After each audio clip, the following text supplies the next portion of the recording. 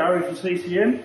We'll have a quick look today at what we do when we repair a puncture. So here's a nice big expensive tyre. Can't see the size that quickly. 275 45 20 off of a big BMW, I think. I expect that tyre is probably £180 if we just scrapped it, but we can see the puncture there. So we'll get that screw out. There it goes.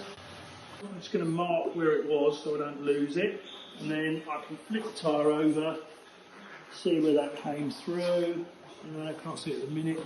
So we're in with the drill. We've got to make that hole a bit bigger so we can get the puncture repair in. Whilst that drill's in there, I can go and mark the inside of the tyre. Now I've got the location of our hole inside there. We need to clean off the inside of the tyre so that we can fix it up. A little bit of glue. So some glue on there. Then we'll pause our video for a minute while that dries. Right, our glue has had time to dry. We can get one of these little puncture repair things. You can see those. We're going to pull that from the inside through the tyre.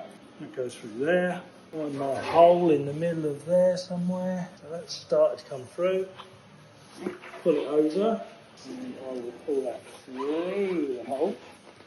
There it comes. Snip that off. And then the inside of the tyre, a quick bit of love to make sure it's glued down properly.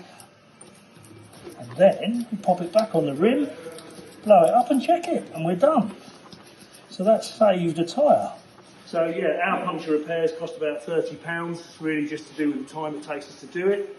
But certainly better for the customer on a tyre like that that's got a good amount of tread in it. It's not worn on the edges or anything like that. It's still a pretty good tyre. A very expensive tyre to throw away otherwise.